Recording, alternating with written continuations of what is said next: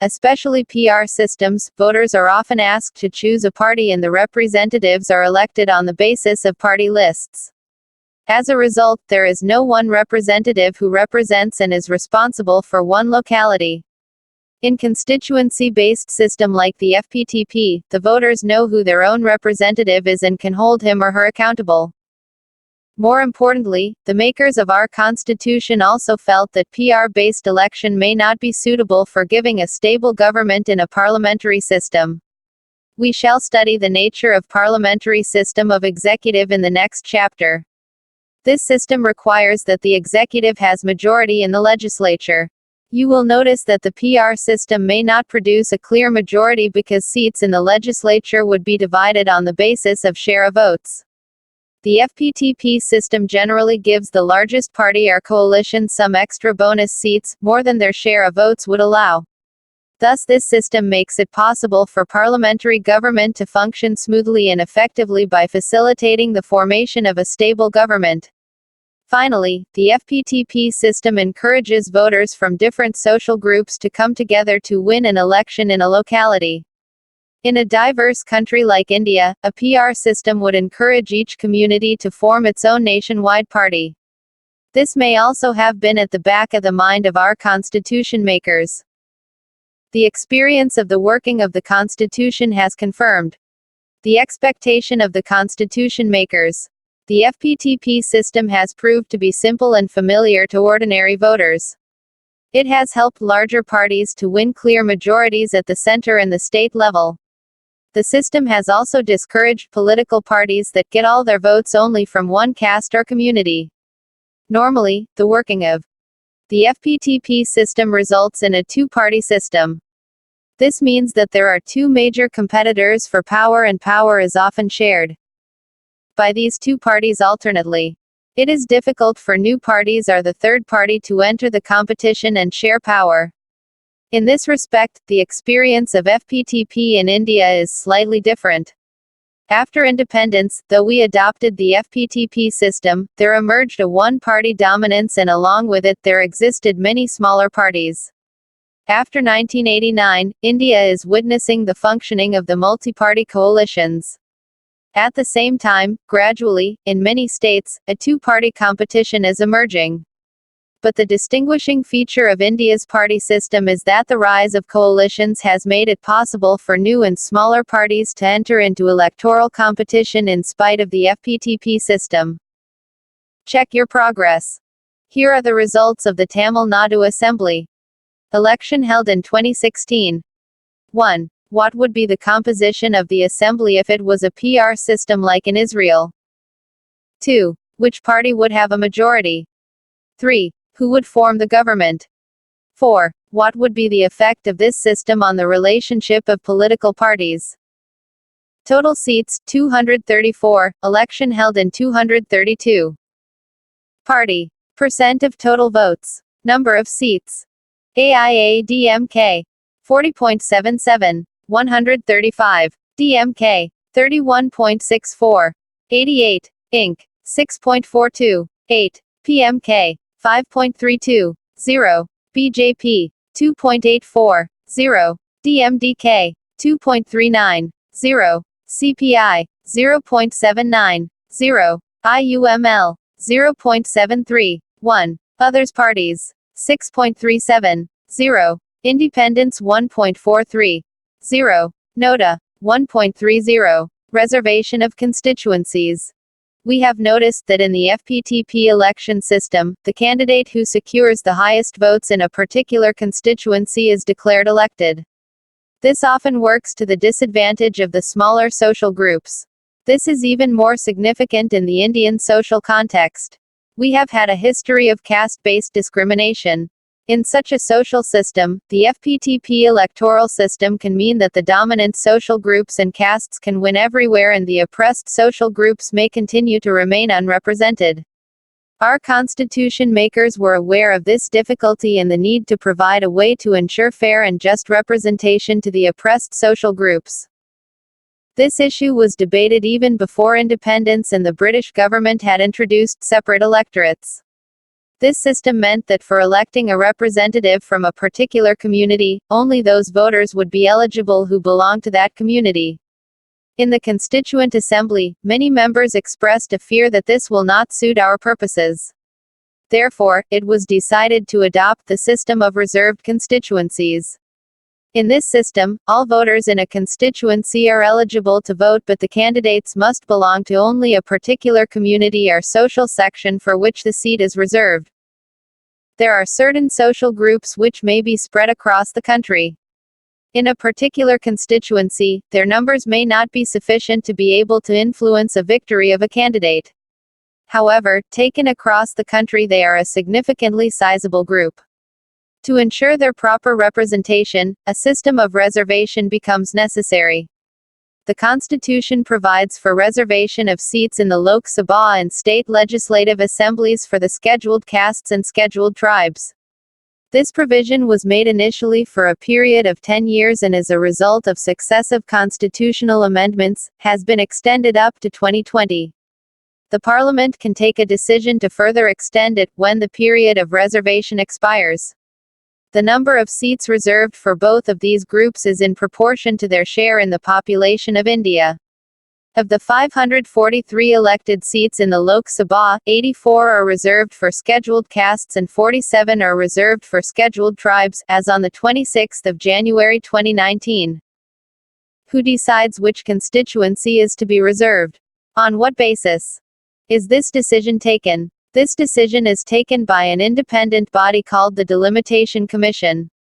The Delimitation Commission is appointed by the President of India and works in collaboration with the Election Commission of India.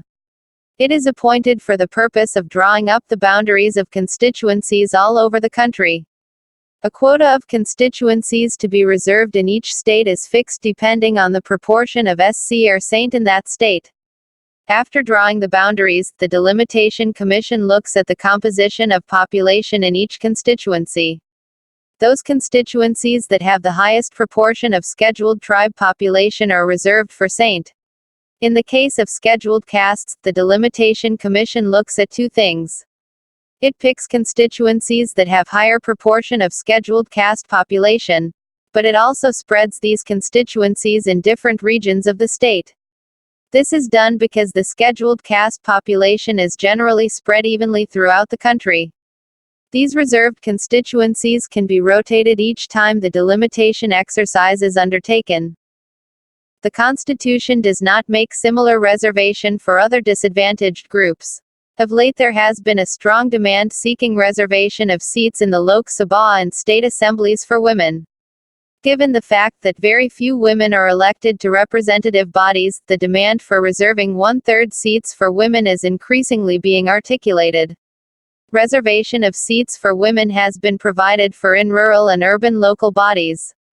We shall discuss this in the chapter on local governments. A similar provision for Lok Sabha and Vidhan Sabhas would require an amendment to the Constitution. Such an amendment has been proposed several times in the Parliament but has not yet been passed. Free and fair elections. The true test of any election system is its ability to ensure a free and fair electoral process. If we want democracy to be translated into reality on the ground, it is important that the election system is impartial and transparent. The system of election must also allow the aspirations of the voter to find legitimate expression through the electoral results. Check your progress.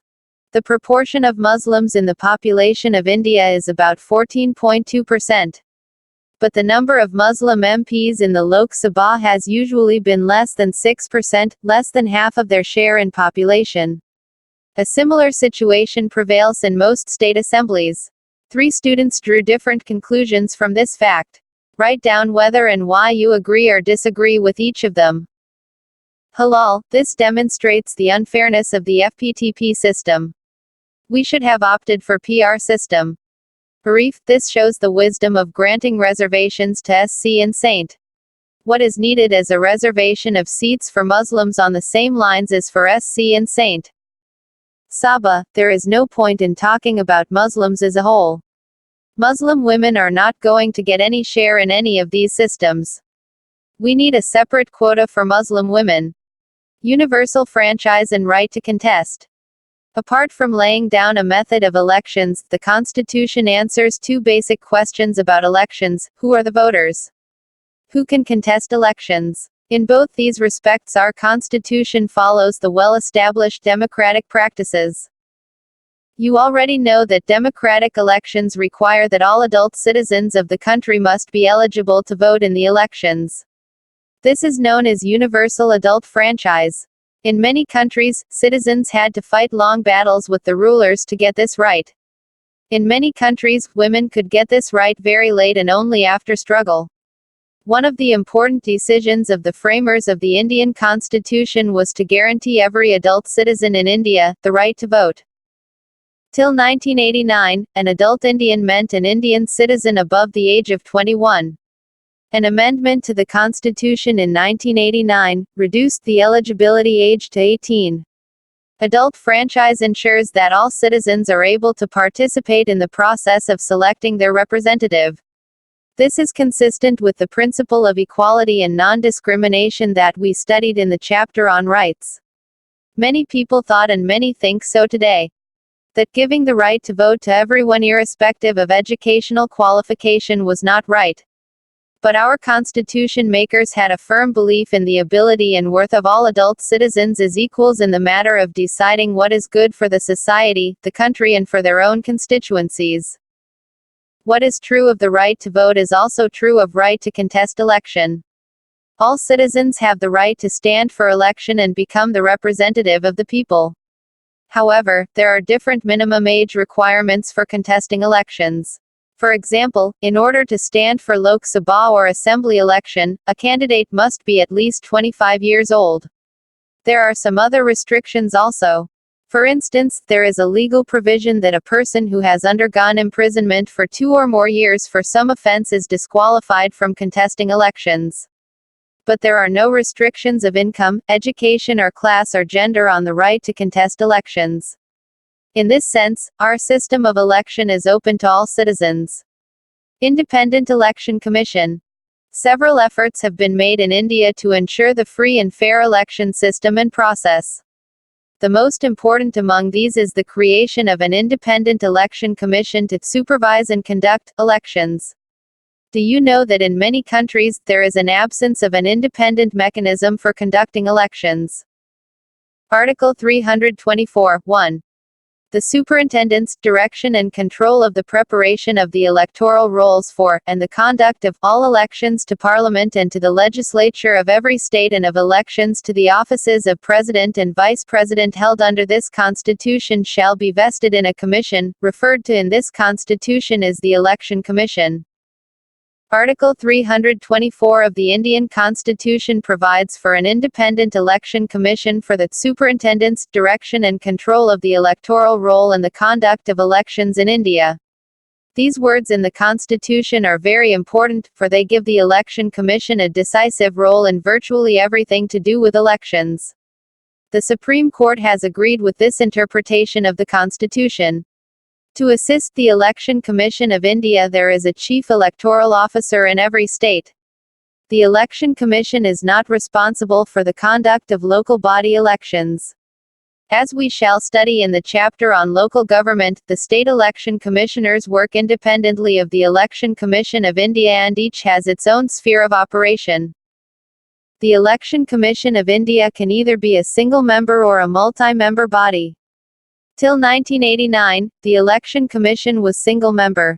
Just before the 1989 general elections, 2 election commissioners were appointed, making the body multi-member.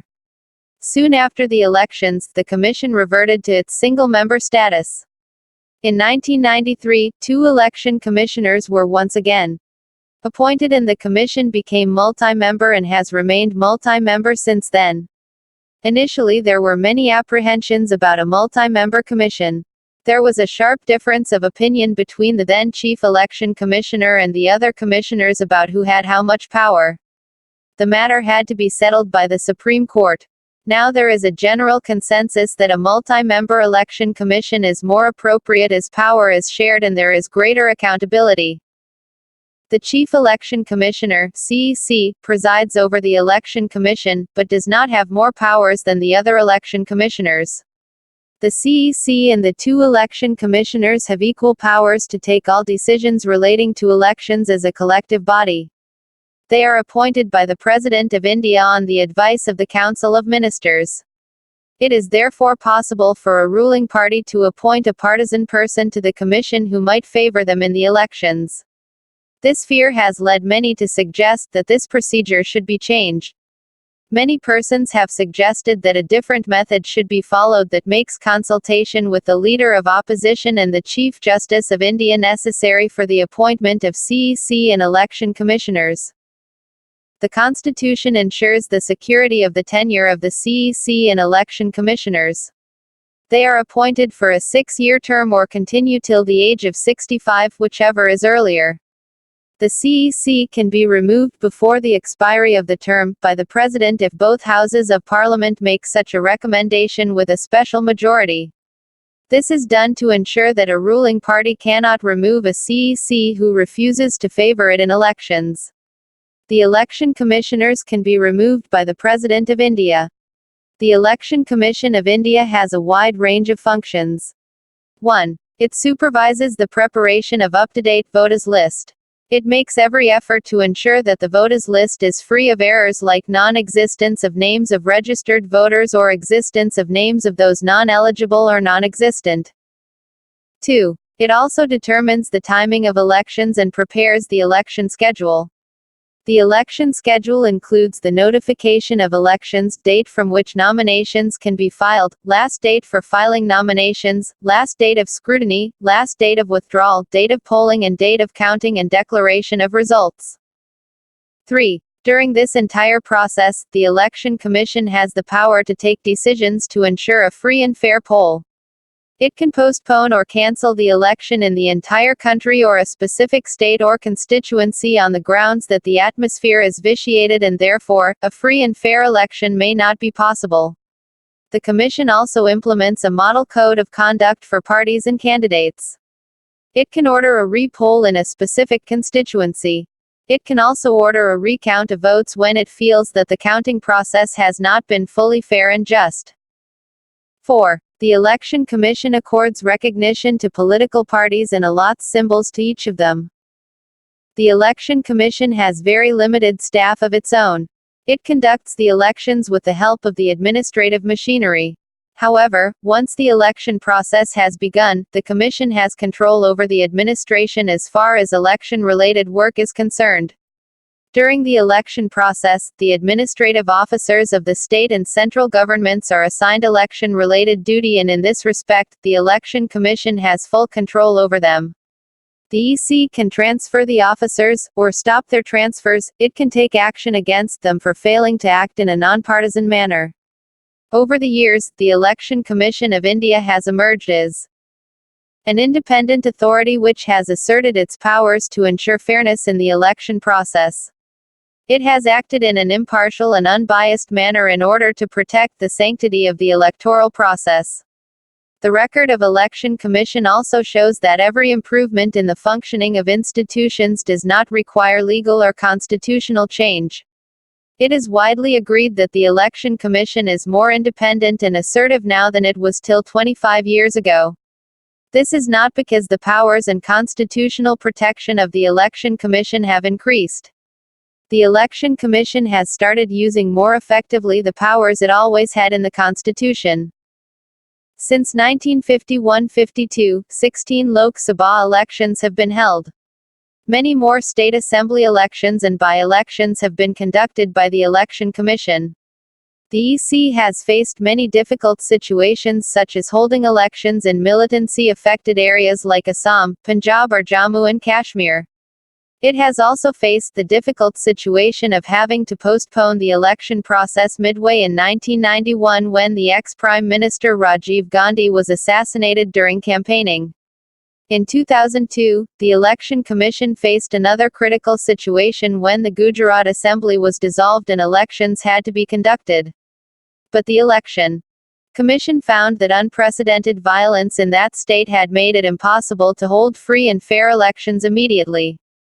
The Election Commission decided to postpone elections to the State Assembly by a few months. The Supreme Court upheld this decision of the Election Commission. Special majority.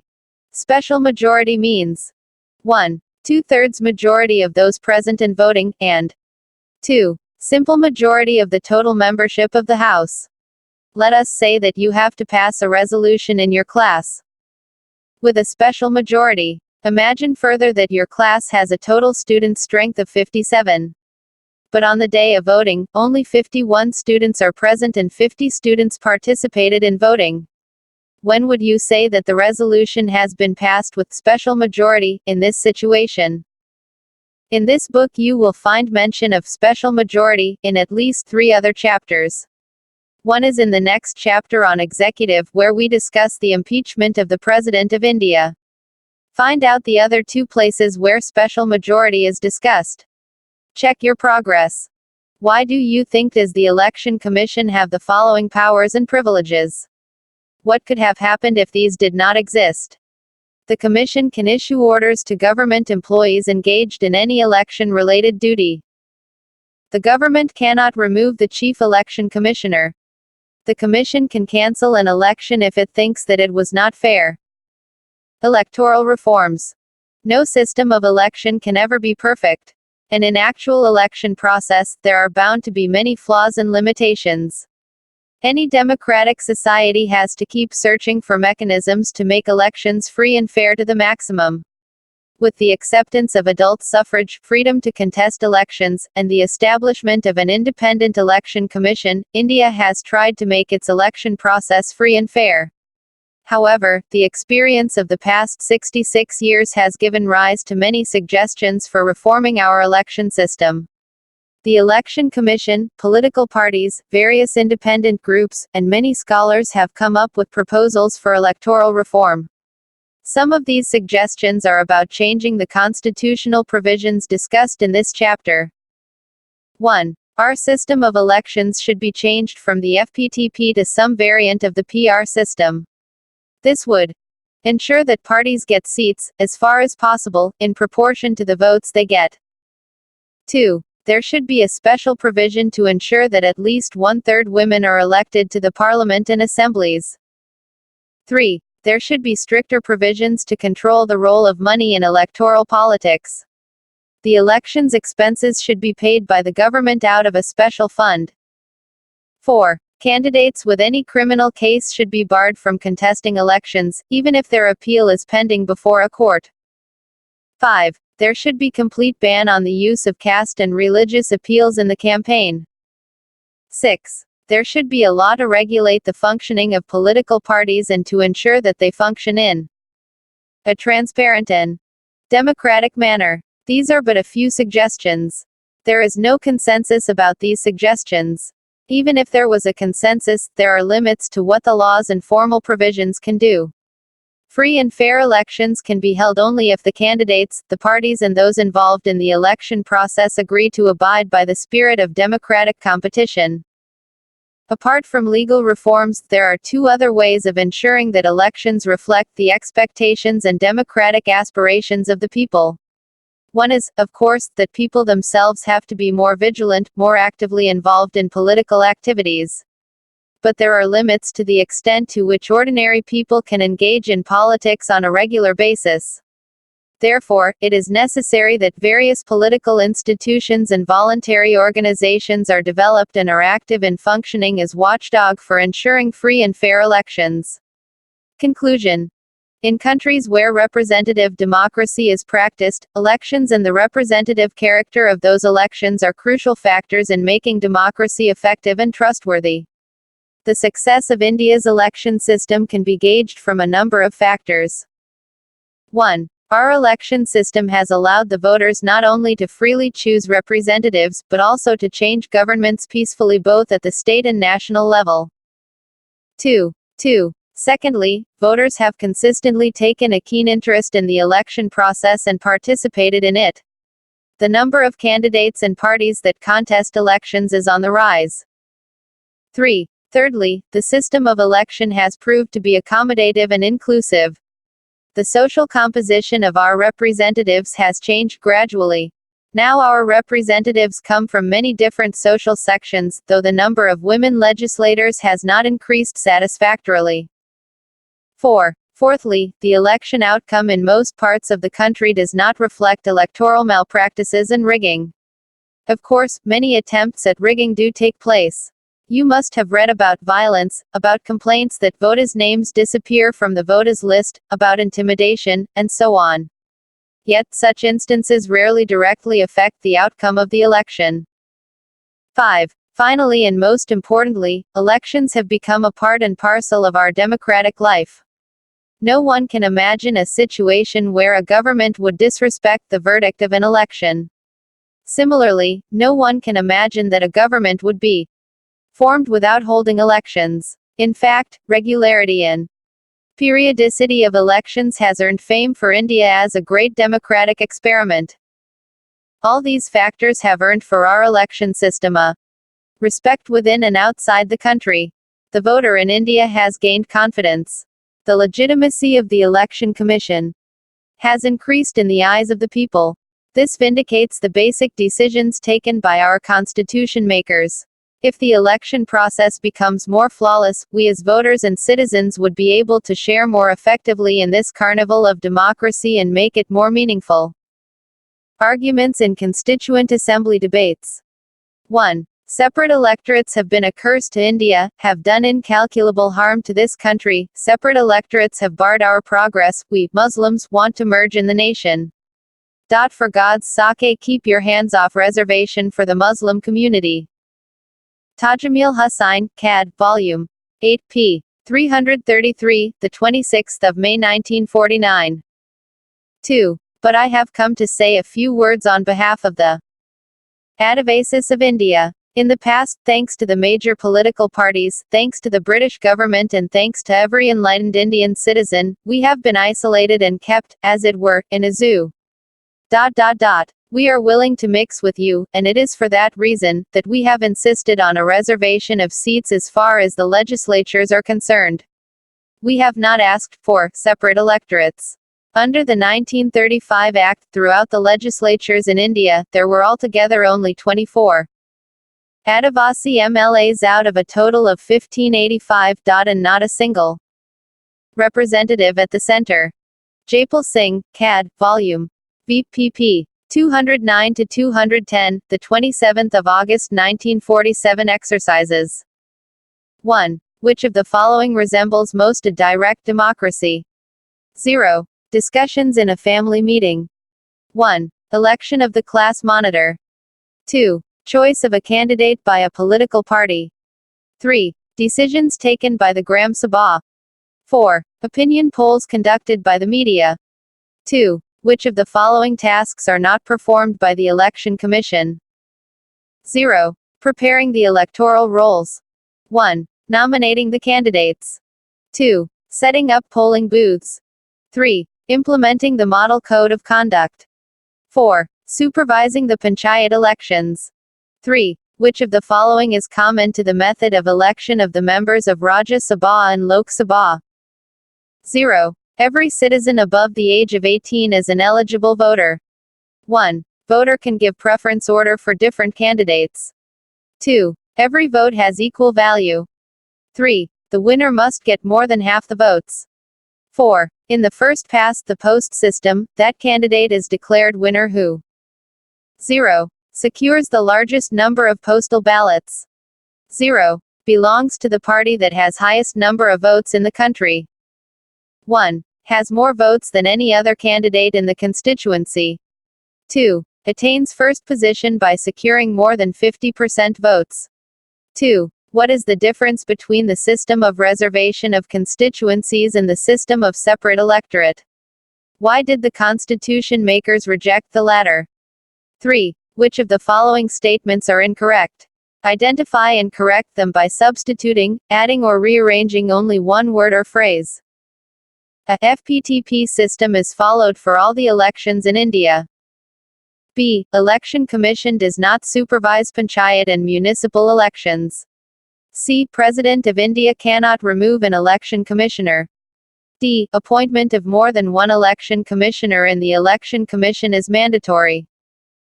4. Indian electoral system aims at ensuring representation of socially disadvantaged sections.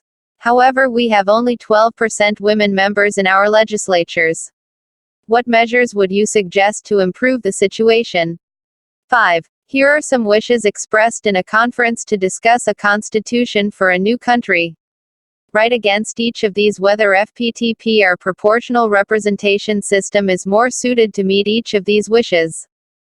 A people should clearly know who is their representative so that they can hold him or her personally accountable. B. We have small linguistic minorities who are spread all over the country, we should ensure fair representation to them.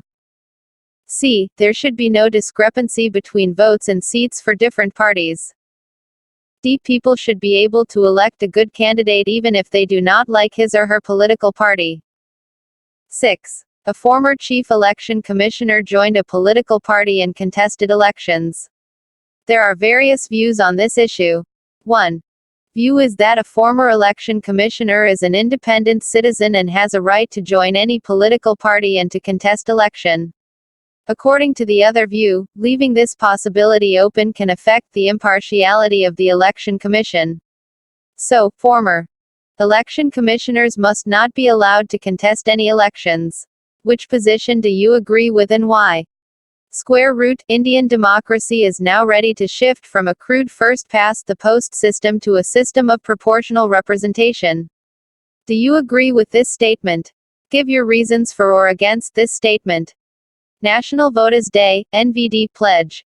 We, the citizens of India, having abiding faith in democracy, hereby pledge to uphold the democratic traditions of our country and the dignity of free, fair and peaceful elections, and to vote in every election fearlessly and without being influenced by considerations of religion, race, caste, community, language or any inducement.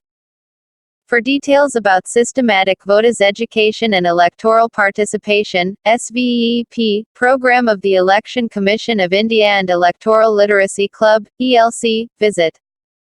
Chapter 4. Executive. Introduction. Legislature, Executive and Judiciary are the three organs of government. Together, they perform the functions of the government, maintain law and order and look after the welfare of the people. The Constitution ensures that they work in coordination with each other and maintain a balance among themselves. In a parliamentary system, executive and the legislature are interdependent. The legislature controls the executive, and, in turn, is controlled by the executive. In this chapter we shall discuss the composition, structure and function of the executive organ of the government.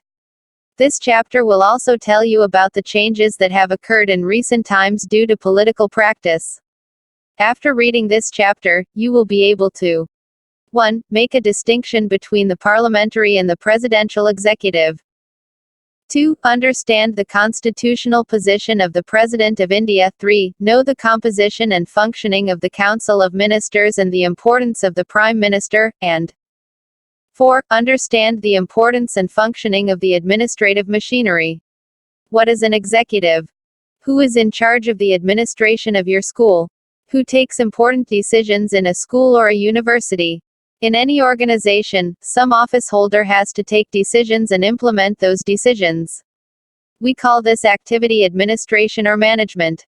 But administration requires a body at the top that will take policy decisions or the big decisions and supervise and coordinate the routine administrative functioning.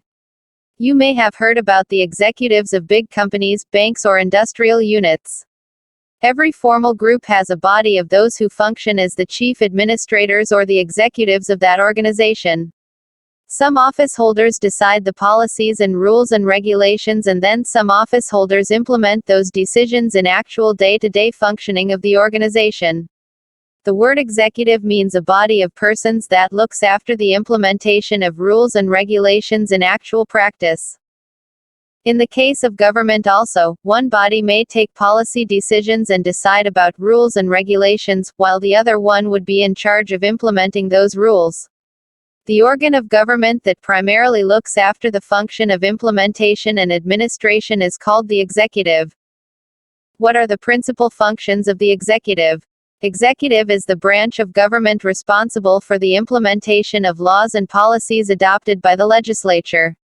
The executive is often involved in framing of policy.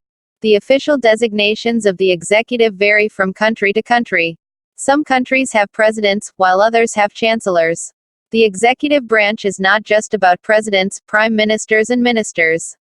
It also extends to the administrative machinery, civil servants. While the heads of government and their ministers, saddled with the overall responsibility of government policy, are together known as the political executive, those responsible for day-to-day administration are called the permanent executive.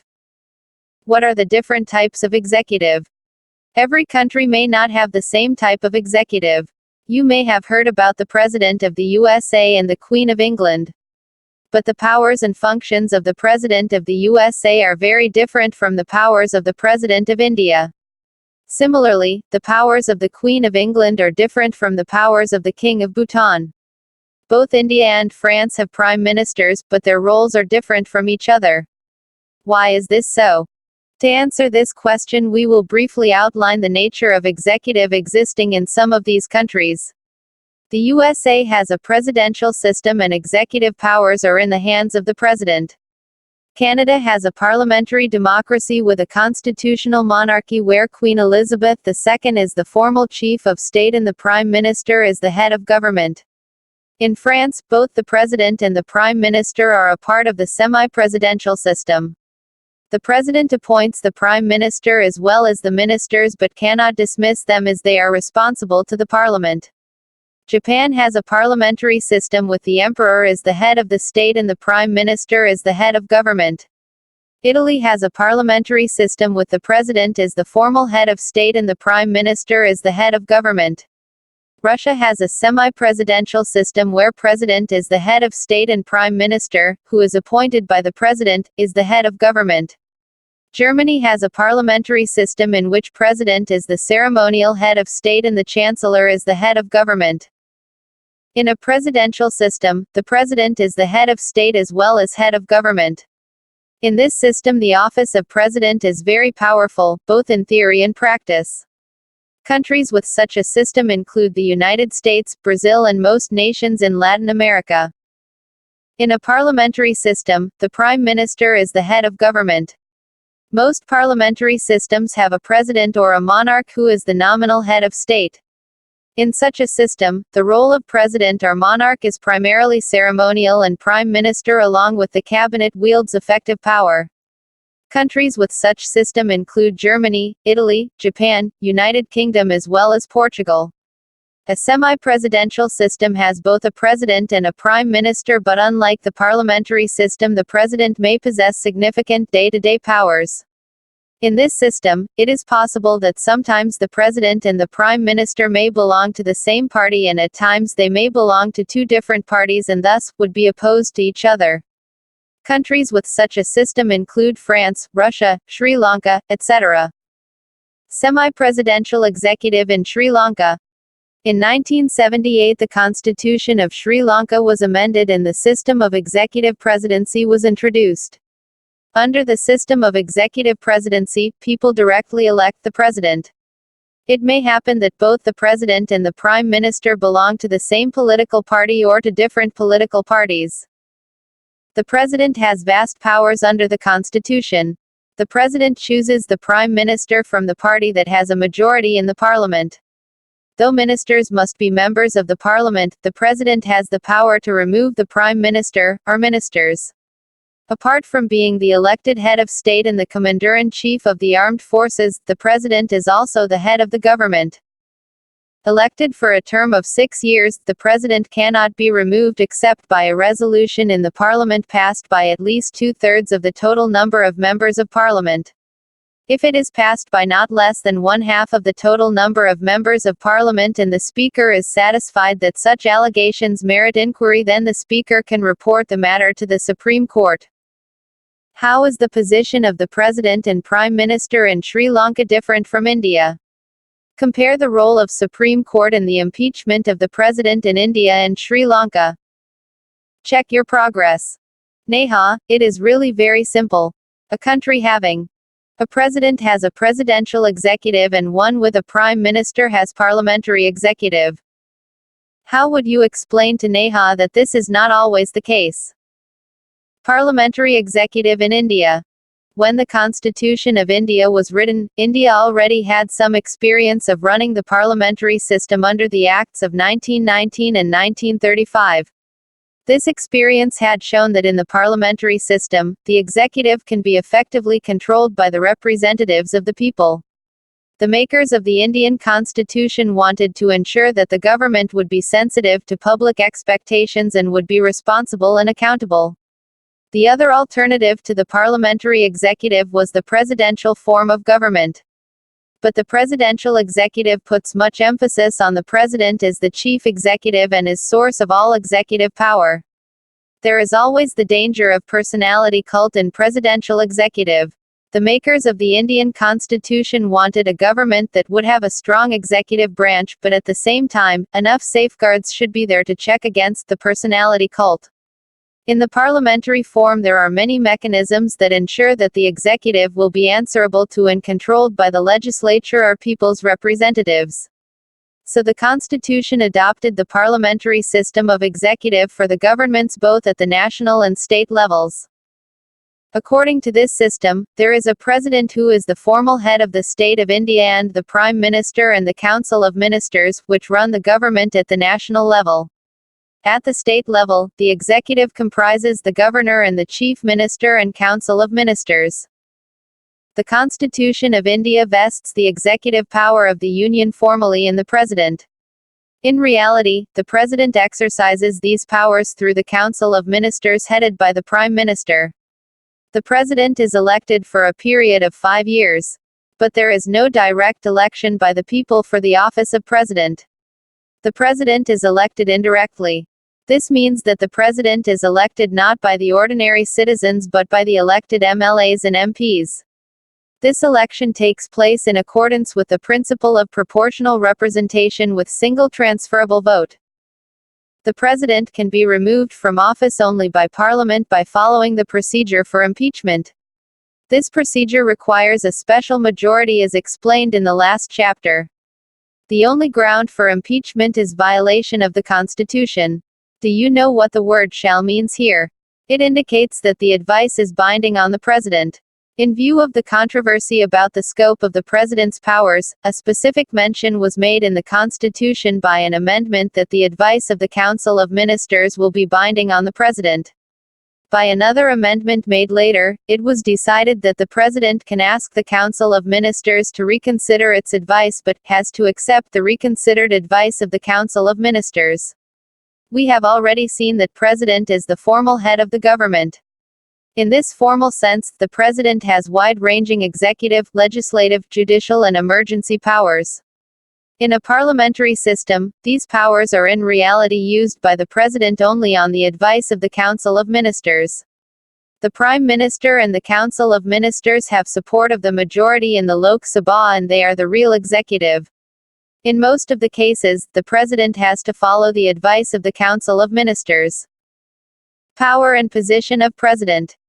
Article 74, 1, there shall be a Council of Ministers with the Prime Minister at the head to aid and advise the President who shall in the exercise of his functions, act in accordance with such advice.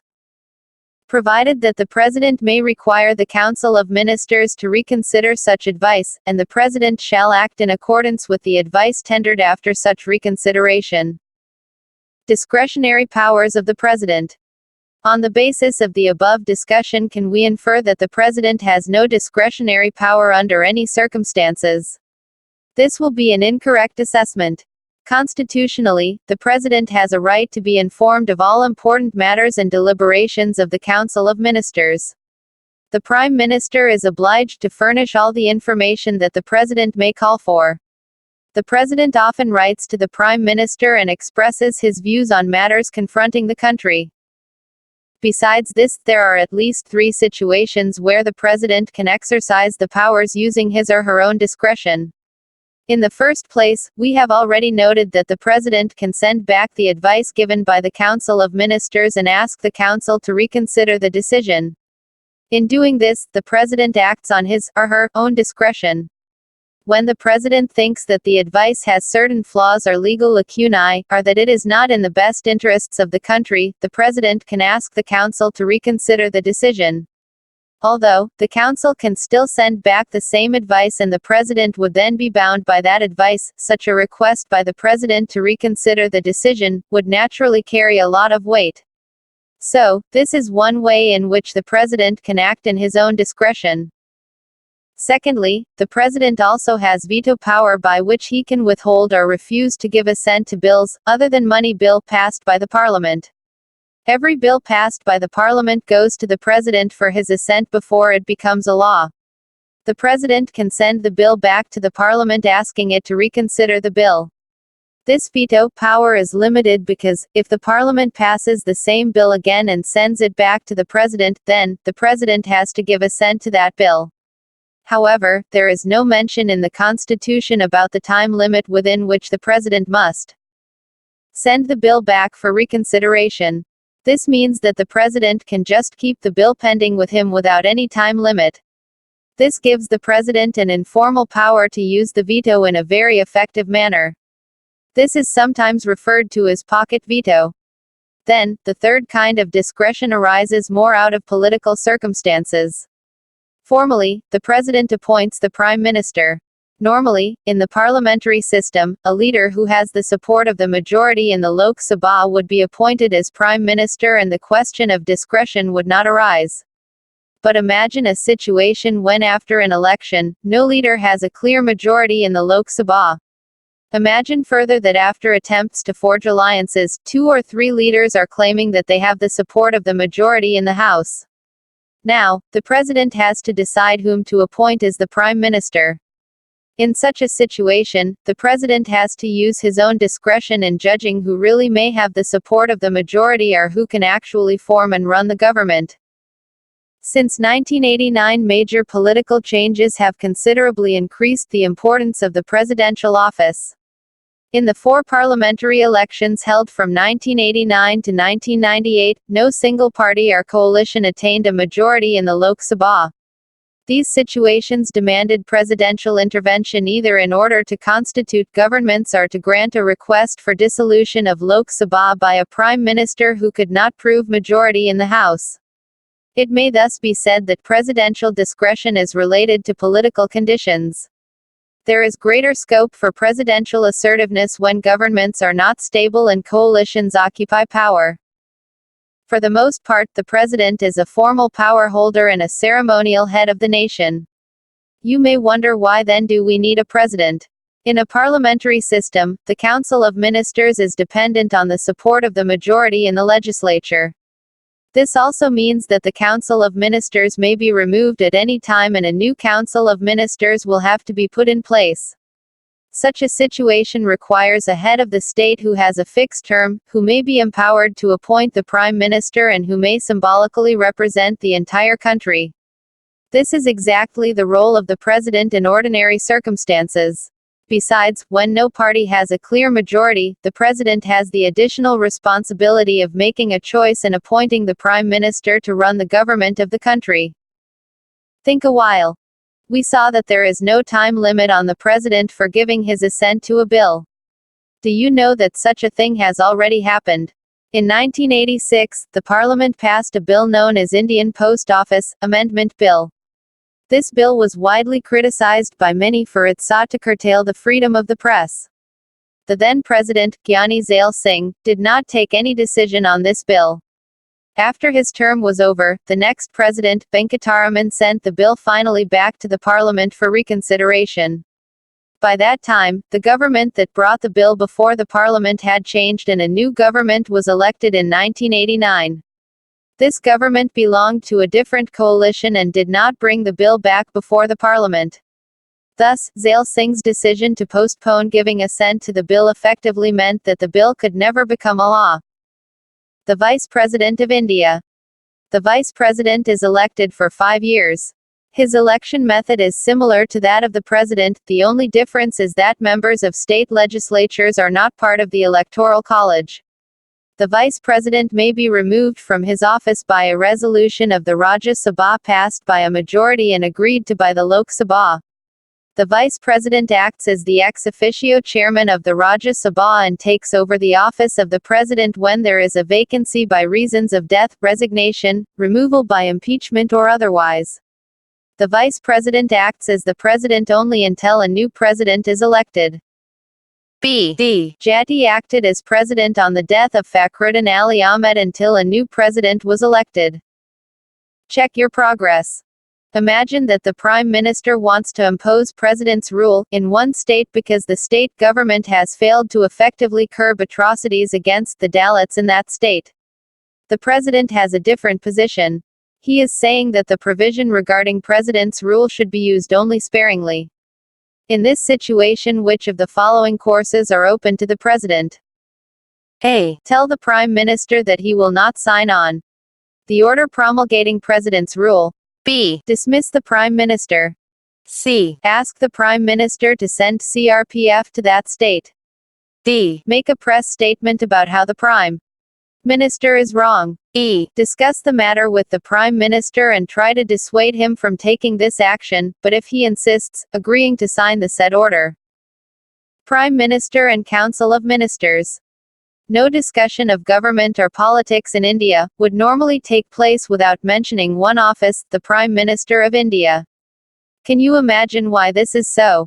We have already seen earlier in this chapter that the President exercises his powers only on the advice of the Council of Ministers. The Council of Ministers is headed by the Prime Minister. Therefore, as head of the Council of Ministers, the Prime Minister becomes the most important functionary of the government in our country. In the parliamentary form of executive, it is essential that the Prime Minister has the support of the majority in the Lok Sabha. This support by the majority also makes the Prime Minister very powerful. The moment this support of the majority is lost, the Prime Minister loses the office. For many years after independence, the Congress Party had the majority in the Lok Sabha and its leader would become the Prime Minister. Since 1989, there have been many occasions when no party had majority in the Lok Sabha. Various political parties have come together and formed a coalition that has majority in the House. In such situations, a leader who is acceptable to most partners of the coalition becomes the Prime Minister. Formally, a leader who has the support of the majority is appointed by the President as Prime Minister. The Prime Minister then decides who will be the ministers in the Council of Ministers. The Prime Minister allocates ranks and portfolios to the ministers. Depending upon the seniority and political importance, the ministers are given the ranks of Cabinet Minister, Minister of State or Deputy Minister. In the same manner, chief ministers of the states choose ministers from their own party or coalition. The Prime Minister and all the ministers have to be members of the Parliament. If someone becomes a minister or Prime Minister without being an MP, such a person has to get elected to the Parliament within 6 months.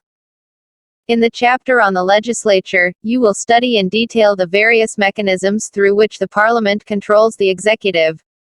But remember that the most important feature of parliamentary executive is that the executive is routinely under the control and supervision of the Legislature. The Council of Ministers is collectively responsible to the Lok Sabha. This provision means that a ministry which loses confidence of the Lok Sabha is obliged to resign.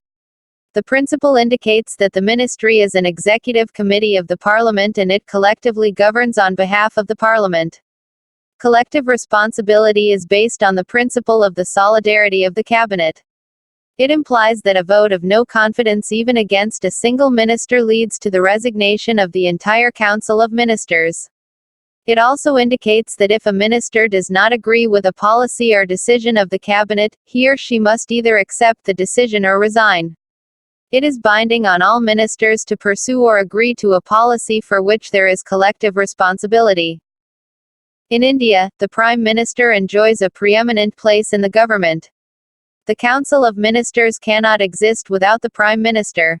The Council comes into existence only after the Prime Minister has taken the oath of office.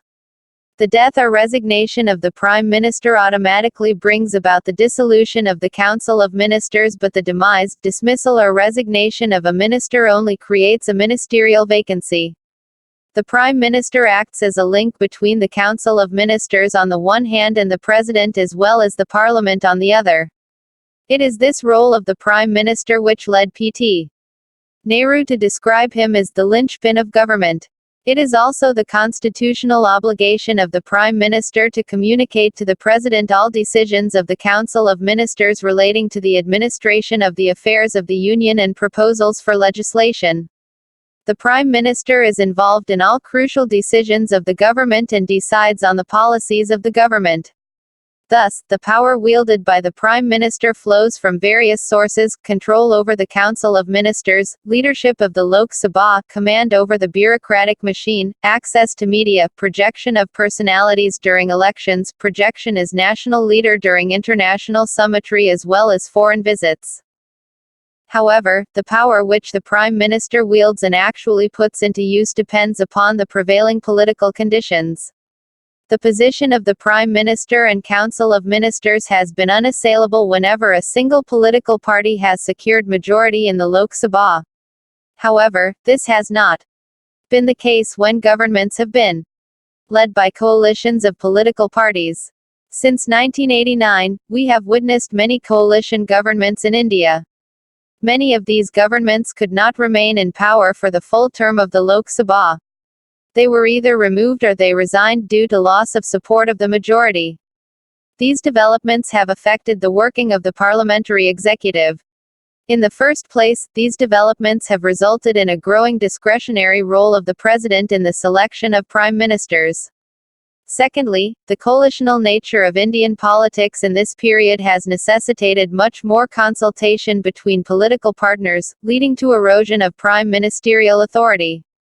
Thirdly, it has also brought restrictions on various prerogatives of the Prime Minister, like choosing the ministers and deciding their ranks and portfolios. Fourthly, even the policies and programs of the government cannot be decided by the Prime Minister alone. Political parties of different ideologies come together both as pre-poll and post-poll allies to form a government. Policies are framed after a lot of negotiations and compromises among the allies.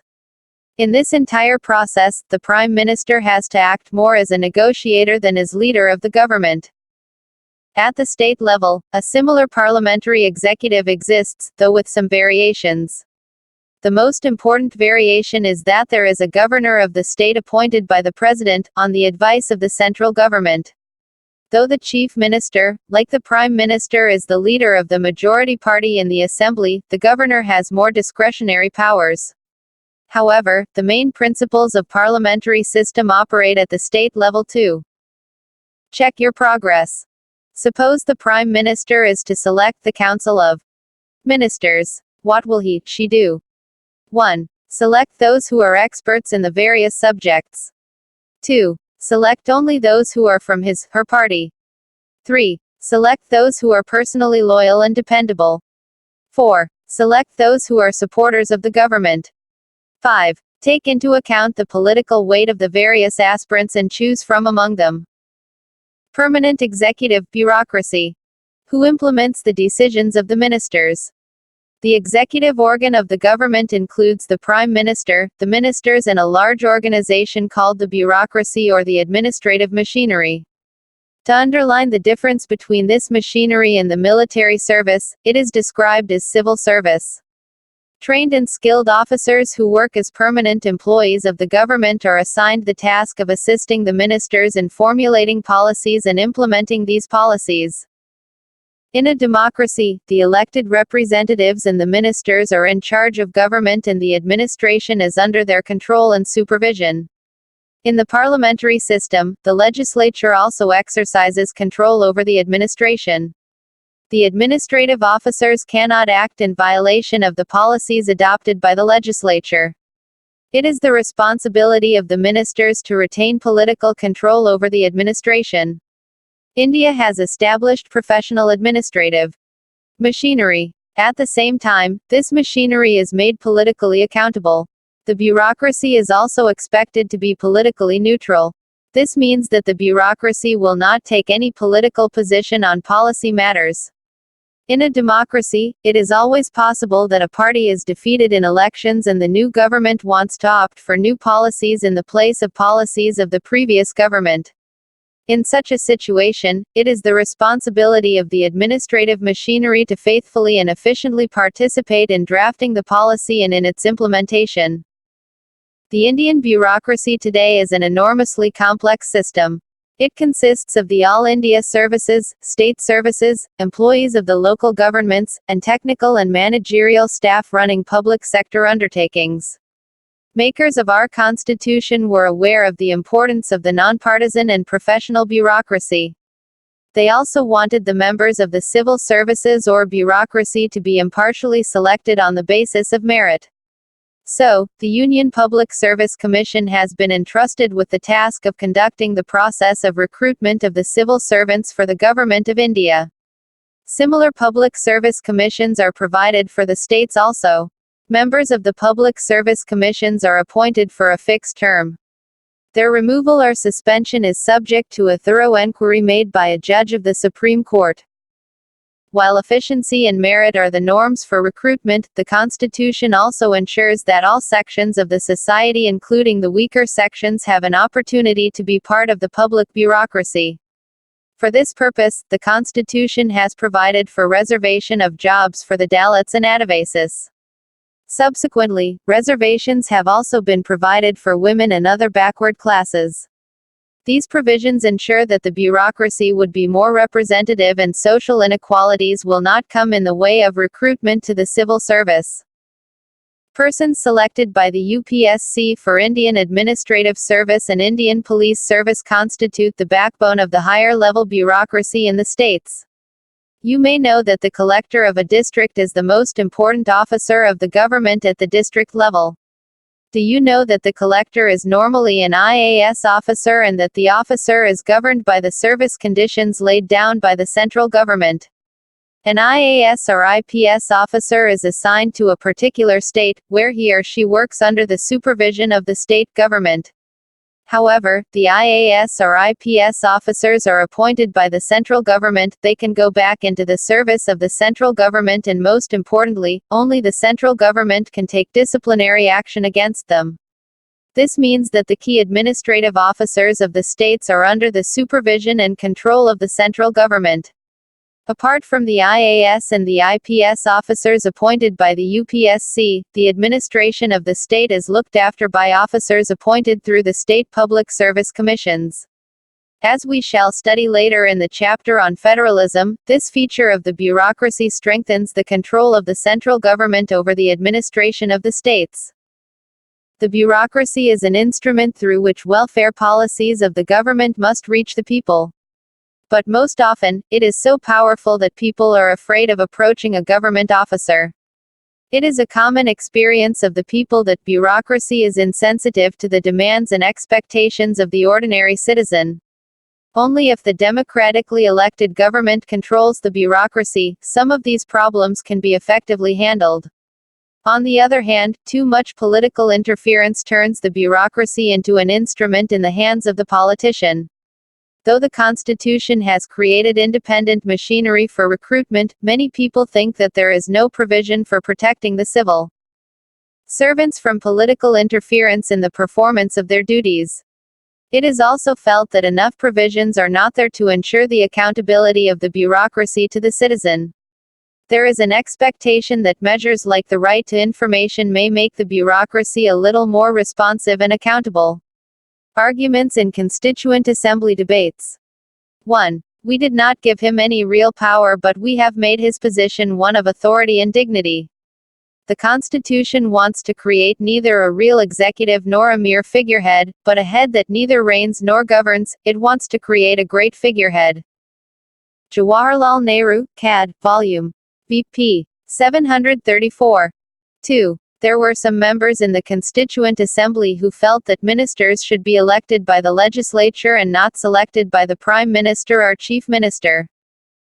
Swiss system, under which the legislature elects the executive for a certain period, is to my mind the best form of government for the provinces. The system of the single transferable vote is the best system that can be adopted for the appointment of the executive, because in that all interests will be represented and no party in the legislature will have any occasion to feel that it is not represented.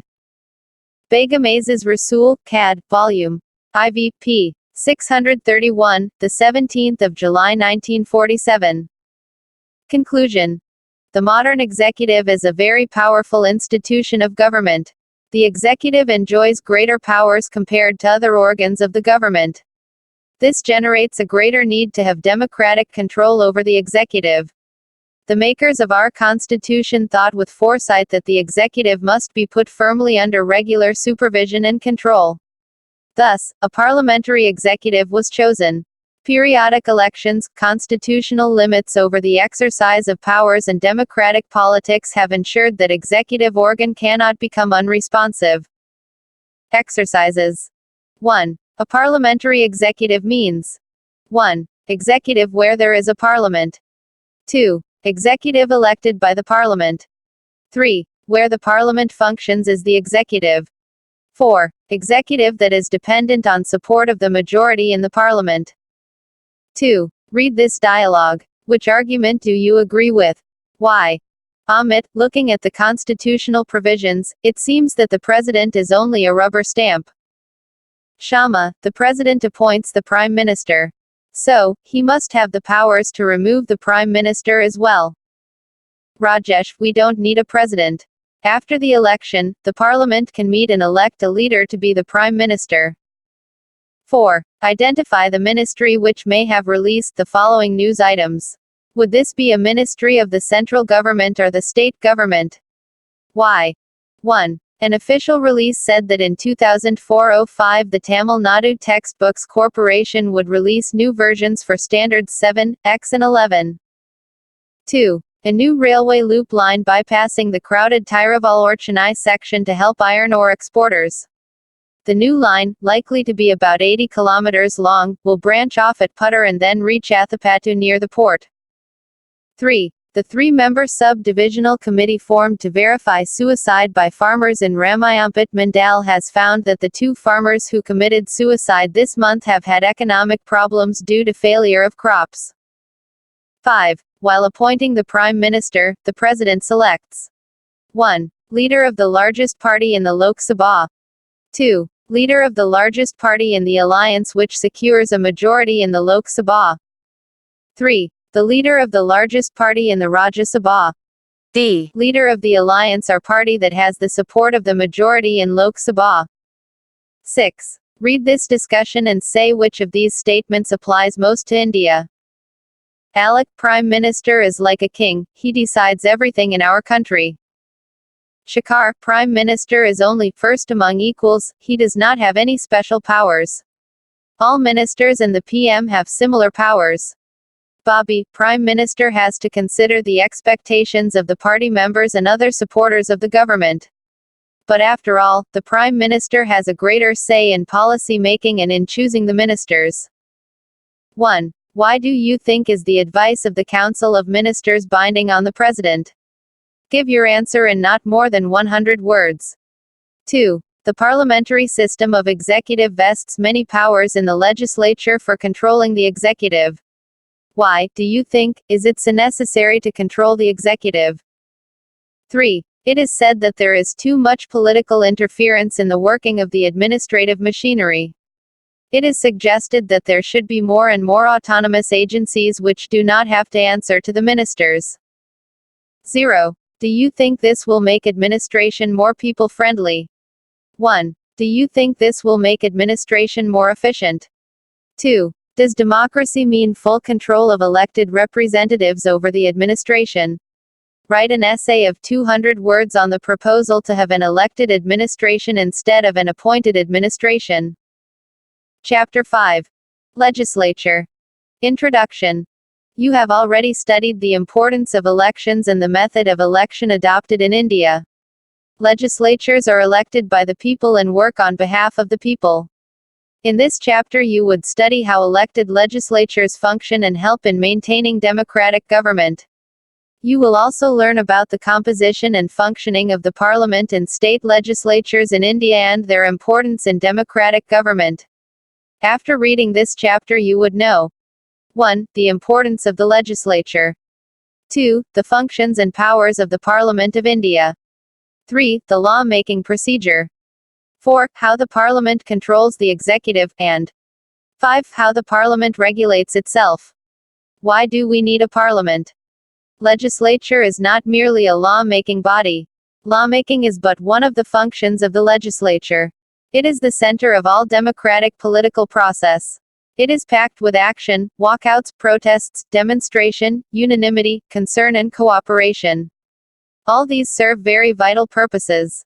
Indeed, a genuine democracy is inconceivable without a representative, efficient and effective legislature. The legislature also helps people in holding the representatives accountable. This is, indeed, the very basis of representative democracy. Yet, in most democracies, legislatures are losing central place to the executive. In India too, the cabinet initiates policies, sets the agenda for governance and carries them through. This has led some critics to remark that the parliament has declined. But even very strong cabinets must retain majority in the legislature. A strong leader has to face the parliament and answer to the satisfaction of the parliament. Herein lies the democratic potential of the parliament. It is recognized as one of the most democratic and open forum of debate. On account of its composition, it is the most representative of all organs of government. It is above all, vested with the power to choose and dismiss the government. Activity. Consider these newspaper reports and then think, what would happen if there were no legislatures? After reading each news report, state how the legislature succeeded or failed in maintaining control over the executive. 1. The 28th of February 2002, the Union Finance Minister, Jaswant Singh, announced in the Union Budget proposal an increase of Rs. 12 in the price of a 50 kilograms bag of urea and a smaller increase in the price of two other fertilizers, which constituted about 5% rise in prices. The current urea price of Rs. 4,830 a ton carries a subsidy of as much as 80%. 2. The 11th of March 2002. The finance minister had to roll back the increases in fertilizer prices under intense opposition pressure. The Hindu, the 12th of March 2002. 3. On the 4th of June 1998, the Lok Sabha witnessed acrimonious scenes over the hike in urea and petroleum process. The entire opposition staged a walkout. The issue rocked the House for 2 days, leading to walkout by opposition.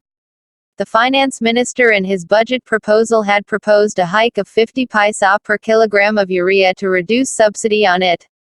This forced the finance minister Mr. Yashwant Sinha to roll back the hike in urea prices. Hindustan Times, 4 and 5 June 1998.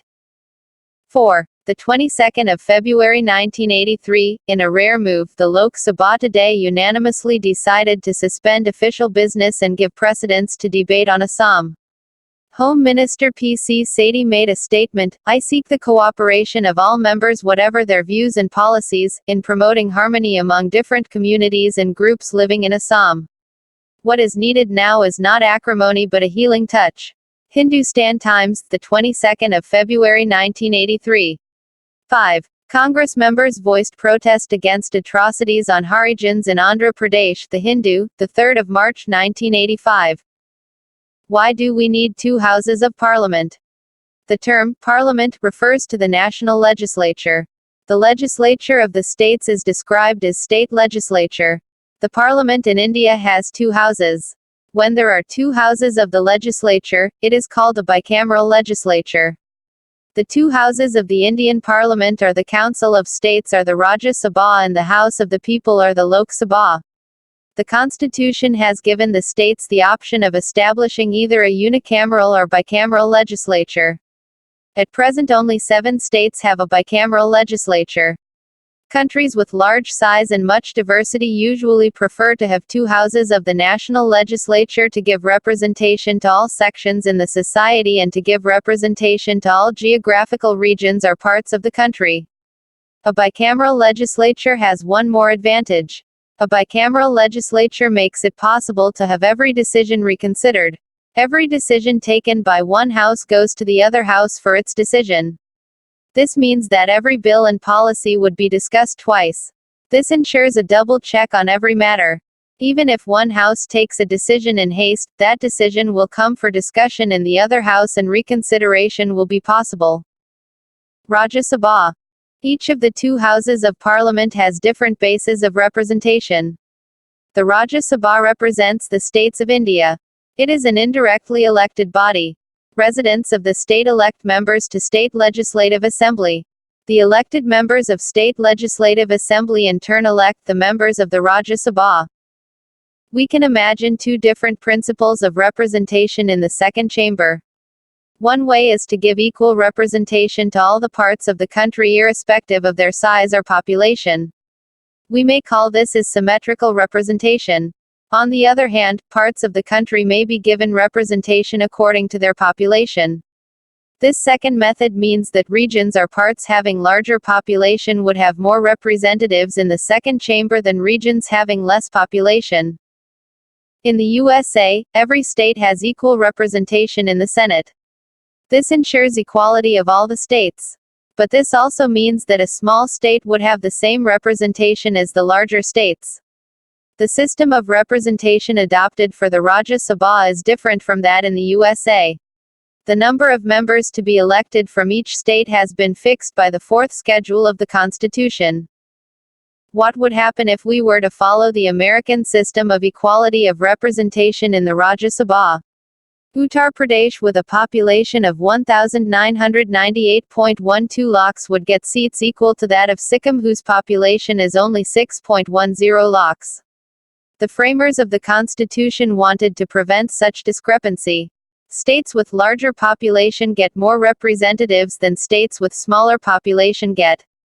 Thus, a more populous state like Uttar Pradesh sends 31 members to the Rajya Sabha, while a smaller and less populous state like Sikkim has one seat in the Rajya Sabha.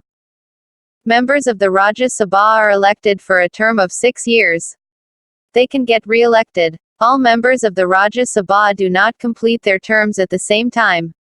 Every 2 years, 1/3 members of the Rajya Sabha complete their term and elections are held for those 1/3 seats only.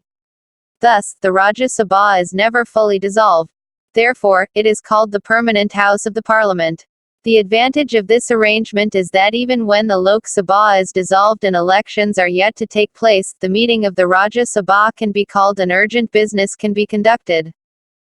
Apart from the elected members, Rajya Sabha also has 12 nominated members. The President nominates these members. These nominations are made from among those persons who have made their mark in the fields of literature, science, art and social service. Bicameralism in Germany. Germany has a bicameral legislature. The two houses are known as Federal Assembly, Bundestag, and Federal Council, Bundesrat. Assembly is elected by a complex system combining direct and proportional representation for a period of 4 years. The 16 federal states of Germany are represented in the Federal Council. The 69 seats of the Bundesrat are divided among states on the basis of a range of populations. These members are generally the ministers in the governments at the state level and are appointed, not elected, by the governments of the federal states. According to the German law, all the members from one state have to vote as a bloc as per the instructions of the state governments. Sometimes due to coalition government at the state level, they fail to reach an agreement and may have to abstain. The Bundesrat does not vote on all legislative initiatives but all the policy areas on which the federal states have concurrent powers and are responsible for federal regulations must be passed by it. It can also veto such legislation. Activity. Find out the number of representatives elected from different states. Prepare a chart showing number of representatives and the population of the state according to the 2011 census. Lok Sabha. The Lok Sabha and the state legislative assemblies are directly elected by the people. For the purpose of election, the entire country, state, in case of state legislative assembly, is divided into territorial constituencies of roughly equal population. One representative is elected from each constituency through universal adult suffrage where the value of vote of every individual would be equal to another. At present there are 543 constituencies. This number has not changed since 1971 census. The Lok Sabha is elected for a period of 5 years.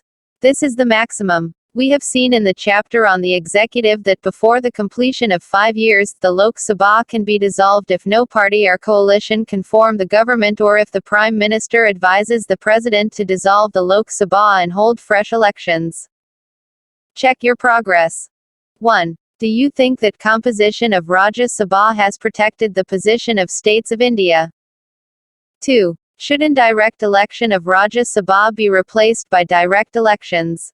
What would be its advantages and disadvantages?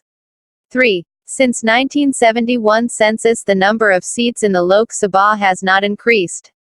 Do you think that it should be increased? What should be the basis for this? What does the Parliament do? What is the function of the Legislature?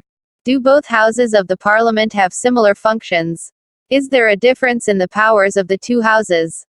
Apart from law-making, the Parliament is engaged in many other functions.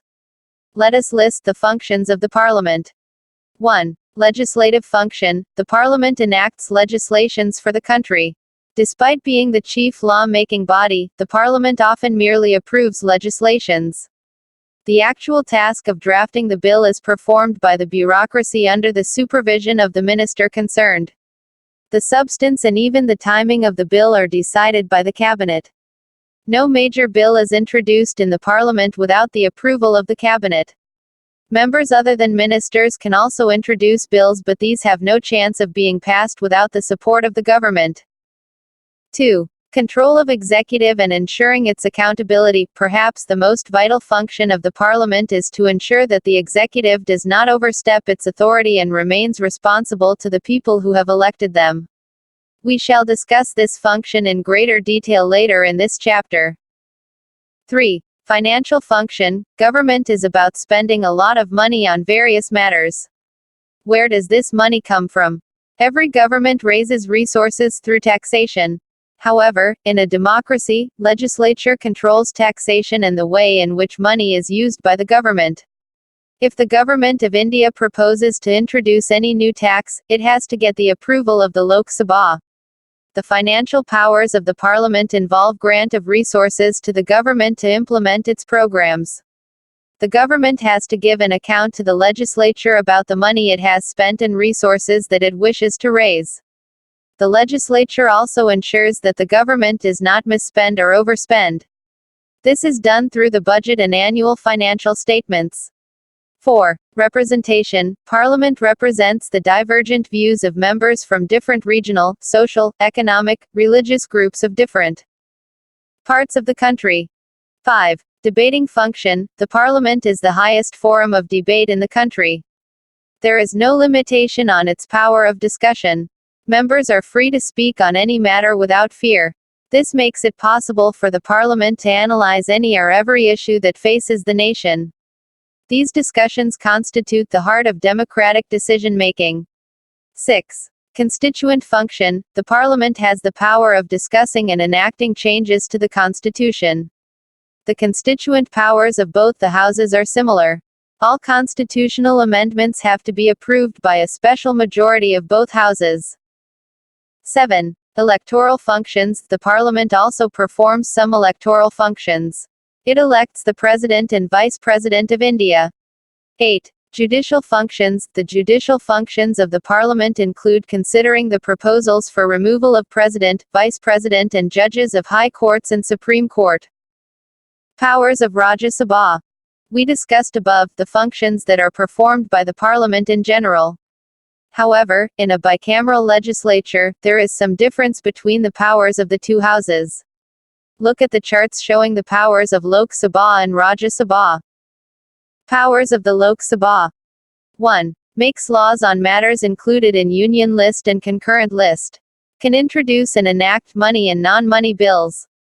2. Approves proposals for taxation, budgets and annual financial statements. 3. Controls the executive by asking questions, supplementary questions, resolutions and motions and through no confidence motion. 4. Amends the Constitution. 5. Approves the proclamation of emergency. 6. Elects the President and Vice President and removes judges of Supreme Court and High Court. 7. Establishes committees and commissions and considers their reports. Powers of Rajya Sabha. 1. Considers and approves non-money bills and suggests amendments to money bills. 2. Approves constitutional amendments. 3. Exercises control over executive by asking questions, introducing motions and resolutions. 4. Participates in the election and removal of the President, Vice President, judges of Supreme Court and High Court. It can alone initiate the procedure for removal of Vice President. 5. Can give the Union Parliament power to make laws on matters included in the state list. Special powers of Rajya Sabha. As you know, the Rajya Sabha is an institutional mechanism to provide representation to the states. Its purpose is to protect the powers of the states. Therefore, any matter that affects the states must be referred to it for its consent and approval. Thus, if the Union Parliament wishes to remove a matter from the state list, over which only the state legislature can make law, to either the Union list or concurrent list in the interest of the nation, the approval of the Rajya Sabha is necessary. This provision adds to the strength of the Rajya Sabha. However, experience shows that the members of the Rajya Sabha represent their parties more than they represent their states. Powers exercised only by the Lok Sabha. Then, there are powers that only the Lok Sabha exercises. The Rajya Sabha cannot initiate, reject or amend money bills. The Council of Ministers is responsible to the Lok Sabha and not Rajya Sabha. Therefore, Rajya Sabha can criticize the government but cannot remove it. Can you explain why? The Rajya Sabha is elected by the MLAs and not directly by the people. Therefore, the Constitution stopped short of giving certain powers to the Rajya Sabha. In a democratic form as adopted by our Constitution, the people are the final authority. By this logic, the representatives, directly elected by the people, should have the crucial powers of removing a government and controlling the finances. In all other spheres, including passing of non-money bills, constitutional amendments, and impeaching the president and removing the vice president, the powers of Lok Sabha and Rajya Sabha are co-equal. How does the parliament make laws? The basic function of any legislature is to make laws for its people. A definite procedure is followed in the process of making law. Some of the procedures of law-making are mentioned in the Constitution, while some have evolved from conventions.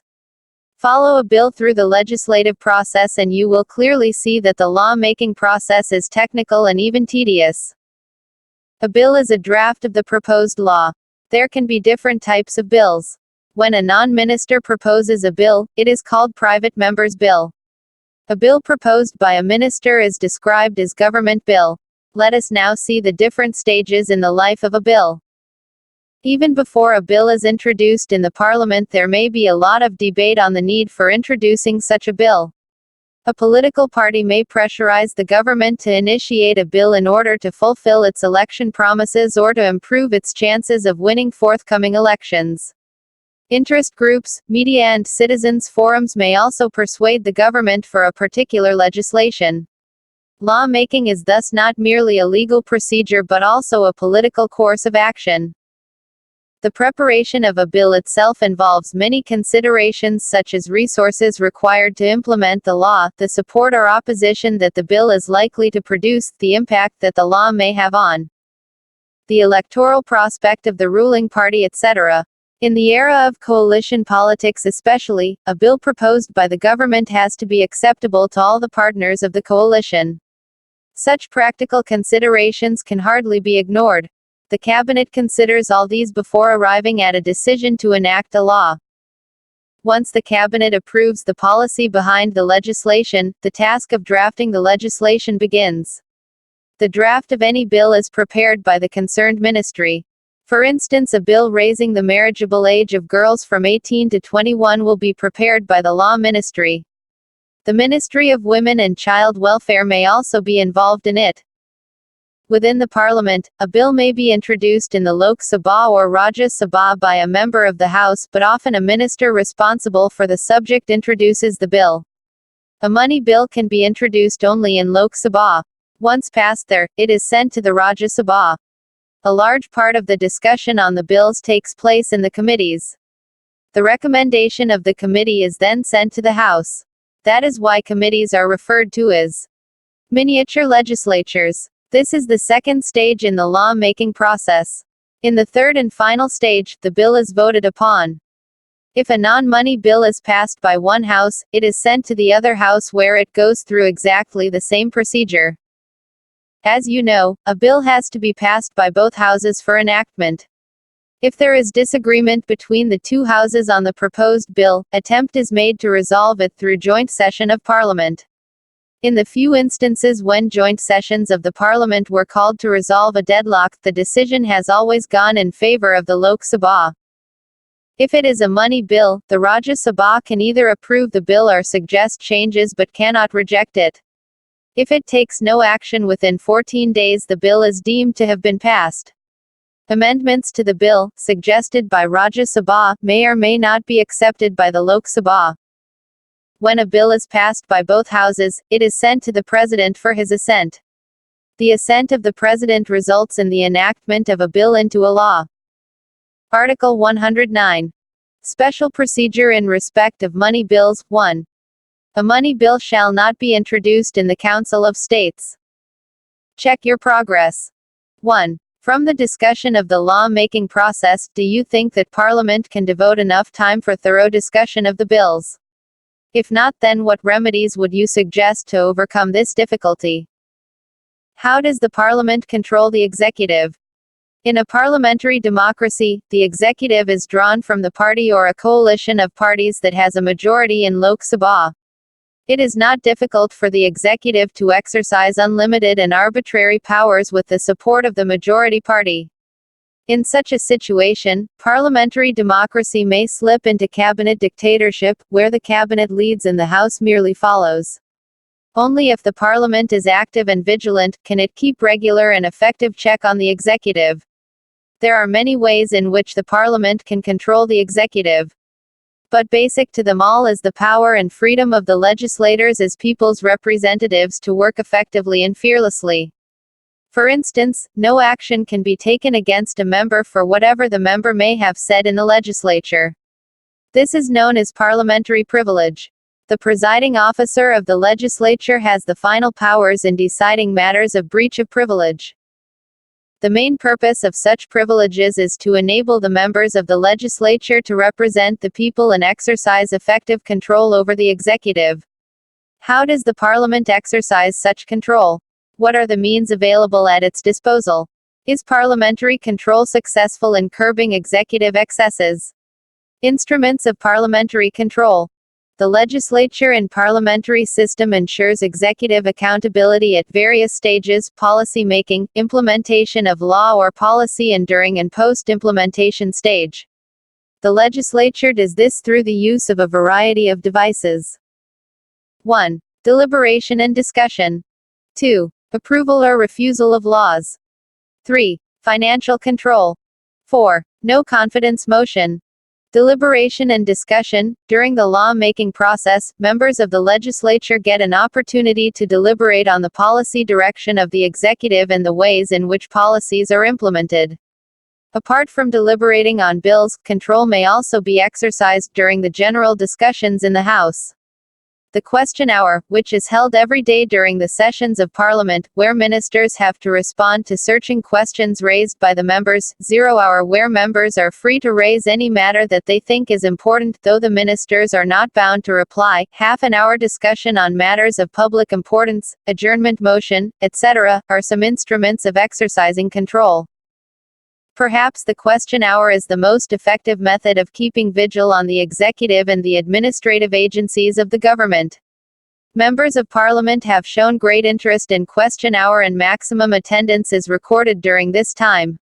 Most of the questions aim at eliciting information from the government on issues of public interest such as price rise, availability of food grains, atrocities on weaker sections of the society, riots, black marketing, etc.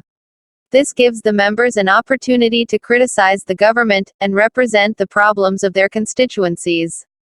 The discussions during the question hour are so heated that it is not uncommon to see members raise their voice, walk to the well of the House, or walk out in protest to make their point.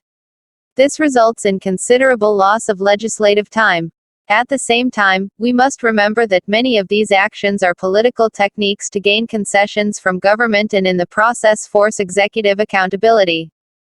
Approval and ratification of laws. Parliamentary control is also exercised through its power of ratification.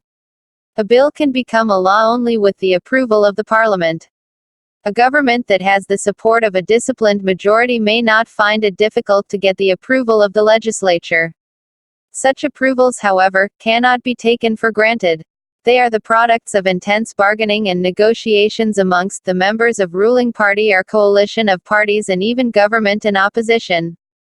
If the government has majority in Lok Sabha but not in the Rajya Sabha, as has happened during the Janata Party rule in 1977 and NDA rule in 2000, the government will be forced to make substantial concessions to gain the approval of both the houses. Many bills, such as the Lokpal Bill, have failed enactment. Prevention of Terrorism Bill 2002 was rejected by the Rajya Sabha.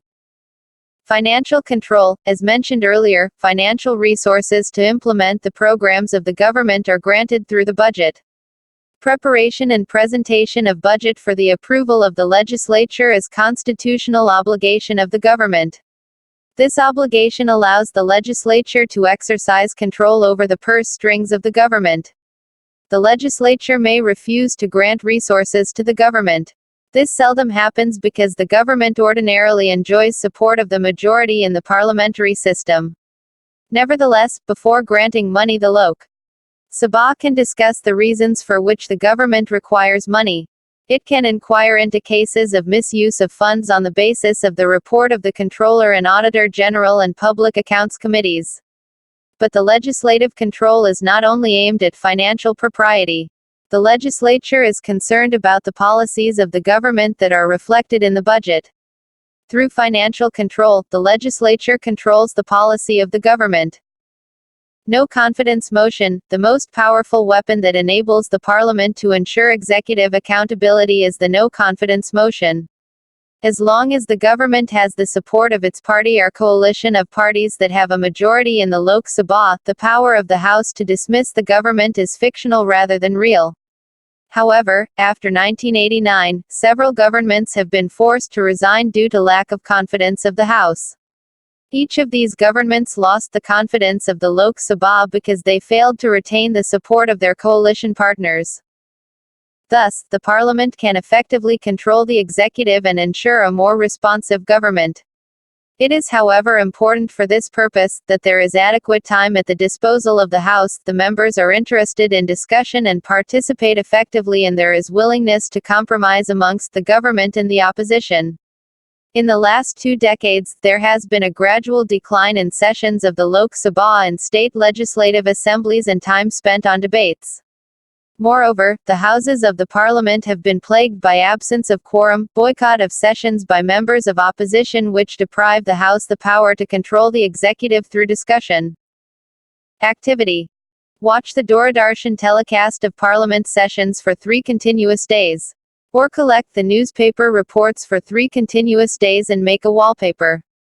Take care to observe the issues being discussed, the role of the speaker, questions being asked, the political parties of the representatives from your region, nature of the issues of discussion, whether they were all of national or regional in character. What do the committees of Parliament do? A significant feature of the legislative process is the appointment of committees for various legislative purposes. These committees play a vital role not merely in lawmaking, but also in the day-to-day business of the House. Since the Parliament meets only during sessions, it has very limited time at its disposal. The making of law, for instance, requires in-depth study of the issue under consideration. This in turn demands more attention and time. Similarly, there are other important functions also, like studying the demands for grants made by various ministries, looking into expenditure incurred by various departments, investigating cases of corruption, etc. Parliamentary committees perform such functions. Since 1983, India has developed a system of parliamentary standing committees. There are over 20 such departmentally related committees. Standing committees supervise the work of various departments, their budget, their expenditure, and bills that come up in the House relating to the department. Apart from standing committees, the joint parliamentary committees have occupied a position of eminence in our country. Joint parliamentary committees (JPCs) can be set up for the purpose of discussing a particular bill, like the Joint Committee to Discuss Bill, or for the purpose of investigating financial irregularities. Members of these committees are selected from both houses. The committee system has reduced the burden on the Parliament. Many important bills have been referred to committees. The Parliament has merely approved the work done in the committees with few occasional alterations. Of course, legally speaking, no bill can become law, and no budget will be sanctioned unless approved by the Parliament. But the Parliament rarely rejects the suggestions made by the committees. How does the Parliament regulate itself? Parliament is mentioned earlier as a debating forum. It is through debates that the Parliament performs all its vital functions. Such discussions must be meaningful and orderly so that the functions of the Parliament are carried out smoothly and its dignity is intact. The Constitution itself has made certain provisions to ensure smooth conduct of business. The presiding officer of the Legislature is the final authority in matters of regulating the business of the Legislature. There is one more way in which the presiding officers control the behavior of the members. You may have heard about the anti-defection law. Most of the members of the legislatures are elected on the ticket of some political party. What would happen if they decide to leave the party after getting elected? For many years after independence, this issue was unresolved. Finally, there was an agreement among the parties that a legislator who is elected on one party's ticket must be restricted from defecting to another party. An amendment to the Constitution was made, 52nd Amendment Act, in 1985. This is known as anti-defection amendment. It has also been subsequently modified by the 91st Amendment. The presiding officer of the House is the authority who takes final decisions on all such cases. If it is proved that a member has defected, then such member loses the membership of the House. Besides, such a person is also disqualified from holding any political office like ministership, etc. What is defection? If a member remains absent in the House when asked by the party leadership to remain present or votes against the instructions of the party or voluntarily leaves the membership of the party, it is deemed as defection. Experience of the past 20 years shows that the anti-defection amendment has not been able to curb defections, but it has given additional powers to the party leadership and the presiding officers of the legislatures over the members. States having a bicameral legislature: Andhra Pradesh, Bihar, Jammu and Kashmir, Karnataka, Maharashtra, Telangana, Uttar Pradesh. Constituent Assembly debates. 1. An upper house could perform the useful function of being a revising body, and its views may count but not its votes. Those who could not enter into the rough and tumble of active politics could advise the lower house. Purnima Banerjee Cad, Volume X. p. 33, 30th of July 1949. 2. The nature of the legislature is such that there are restrictions only so far as procedure is concerned. But in substance there is no restriction, no limitation on the sovereignty of the legislature or parliament. N.V. Gadgil, Cad, Volume 11, p.659, 18th of November 1949. Conclusion. Have you watched the live telecast of the proceeding of the Parliament? You will find that our Parliament is truly a rainbow of colorful dresses symbolizing different regions of the country. Members speak different languages in the course of the proceedings. They come from various castes, religions and sects. They often fight bitterly. Many times an impression is created that they are wasting the time and money of the nation. But we have seen in this chapter that these same parliamentarians can effectively control the executive. They can express the interests of various sections of our society. On account of its composition, legislature is the most representative of all organs of government. The sheer presence of members of diverse social backgrounds makes the legislatures more representative and potentially more responsive to people's expectations. In a parliamentary democracy, legislature, as a body representing the wishes of the people, occupies a high position of power and responsibility. Herein lies the democratic potential of the Parliament. Exercises. 1. Alec thinks that a country needs an efficient government that looks after the welfare of the people. So, if we simply elected our prime minister and ministers and left to them the task of government, we will not need a legislature. Do you agree? Give reasons for your answer. 2. A class was debating the merits of a bicameral system. The following points were made during the discussion. Read the arguments and say if you agree or disagree with each of them, giving reasons. 0. Neha said that bicameral legislature does not serve any purpose. 1. Shama argued that experts should be nominated in the second chamber. 2. Tridab said that if a country is not a federation, then there is no need to have a second chamber. 3. Why can the Lok Sabha control the executive more effectively than the Rajya Sabha can? 4. Rather than effective control of the executive, the Lok Sabha is a platform for the expression of popular sentiments and people's expectations. Do you agree? Give reasons. 5. The following are some proposals for making the parliament more effective. State if you agree or disagree with each of them and give your reasons. Explain what would be the effect if these suggestions were accepted. 0. Parliament should work for longer period. 1. Attendance should be made compulsory for members of parliament. 2. Speakers should be empowered to penalize members for interrupting the proceedings of the House. 6. Arif wanted to know that if ministers propose most of the important bills and if the majority party often gets the government bills passed, what is the role of the parliament in the law-making process? What answer would you give him?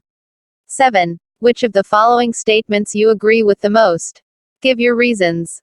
1. Legislators must be free to join any party they want. 2. Anti-defection law has contributed to the domination of the party leaders over the legislators. 3. Defection is always for selfish purposes and therefore, a legislator who wants to join another party must be disqualified from being a minister for the next 2 years. 8. Dolly and Sudha are debating about the efficiency and effectiveness of the parliament in recent times. Dolly believed that the decline of Indian Parliament is evident in the less time spent on debate and discussion and increase in the disturbances of the functioning of the House and walkouts etc. Sudha contends that the fall of different governments on the floor of Lok Sabha is a proof of its vibrancy. What other arguments can you provide to support or oppose the positions of Dolly and Sudha? 7. Arrange the different stages of passing of a bill into a law in their correct sequence. A resolution is passed to admit the bill for discussion. B. The bill is referred to the President of India. Write what happens next if he does not sign it. C. The bill is referred to other House and is passed. D. The bill is passed in the House in which it was proposed. E. The bill is read clause by clause and each is voted upon. F. The bill is referred to the subcommittee. The committee makes some changes and sends it back to the House for discussion. G. The concerned minister proposes the need for a bill. H. Legislative Department and Ministry of Law drafts a bill. Square root. How has the system of parliamentary committee affected the overseeing and appraisal of legislation by the Parliament? Chapter 6. Judiciary. Introduction. Many times, courts are seen only as arbitrators in disputes between individuals or private parties. But judiciary performs some political functions also. Judiciary is an important organ of the government. The Supreme Court of India is in fact, one of the very powerful courts in the world. Right from 1950 the judiciary has played an important role in interpreting and in protecting the Constitution. In this chapter you will study the role and importance of the judiciary. In the chapter on fundamental rights you have already read that the judiciary is very important for protecting our rights.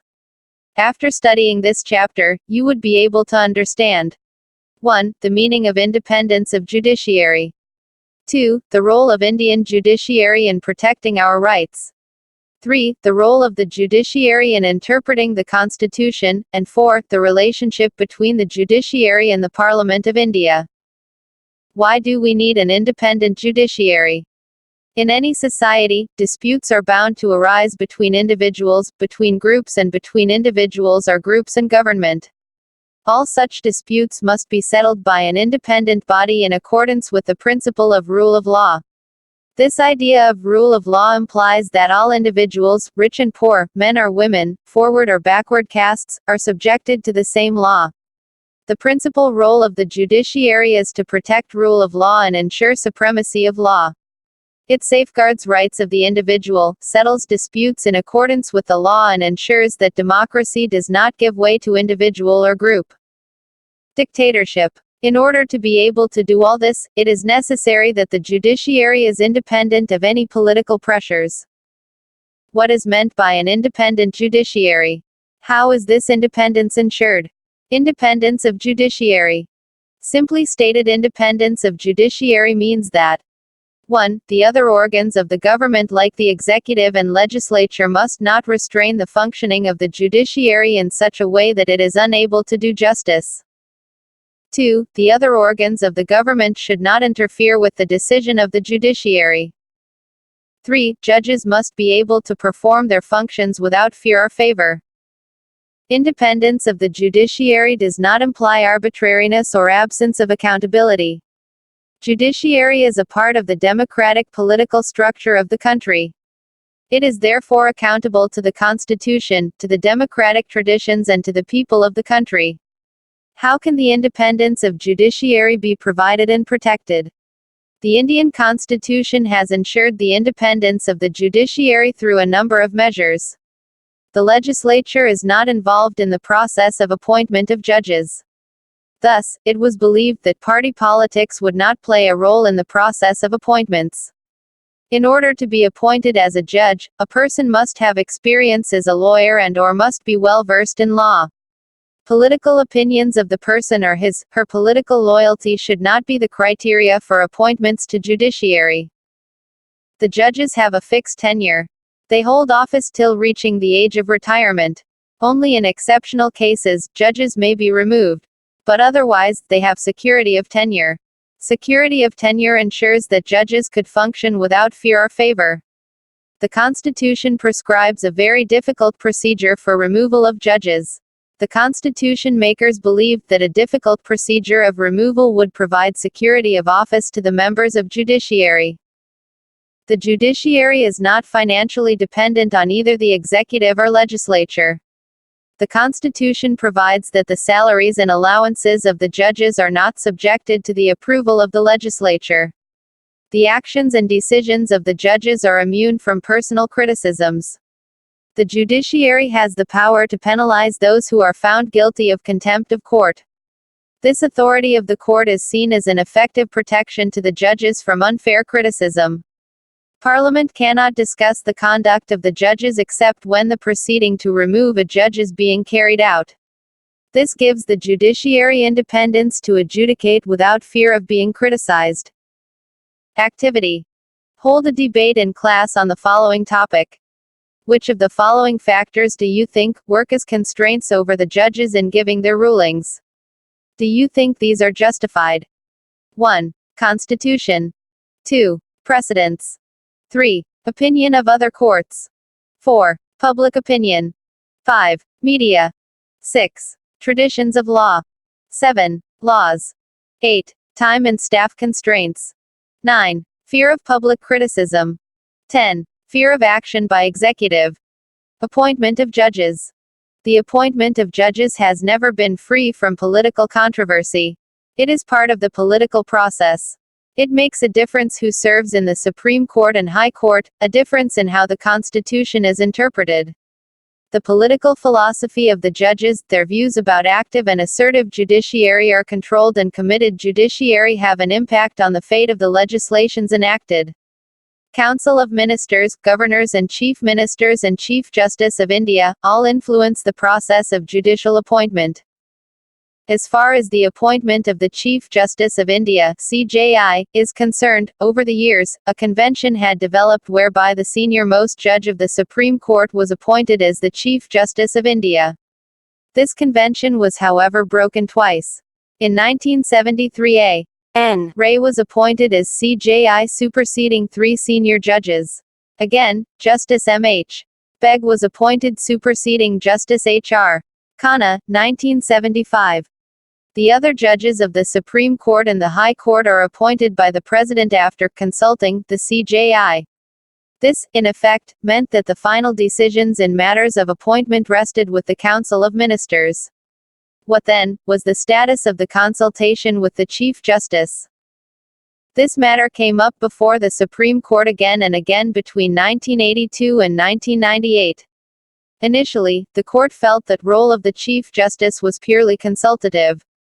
Then it took the view that the opinion of the Chief Justice must be followed by the President. Finally, the Supreme Court has come up with a novel procedure. It has suggested that the Chief Justice should recommend names of persons to be appointed in consultation with 4 senior-most judges of the court. Thus, the Supreme Court has established the principle of collegiality in making recommendations for appointments. At the moment, therefore, in matters of appointment, the decision of the group of senior judges of the Supreme Court carries greater weight. Thus, in matters of appointment to the Judiciary, the Supreme Court and the Council of Ministers play an important role. Removal of judges. The removal of judges of the Supreme Court and the High Courts is also extremely difficult. A judge of the Supreme Court or High Court can be removed only on the ground of proven misbehavior or incapacity. A motion containing the charges against the judge must be approved by special majority in both houses of the Parliament. Do you remember what special majority means? We have studied this in the chapter on elections.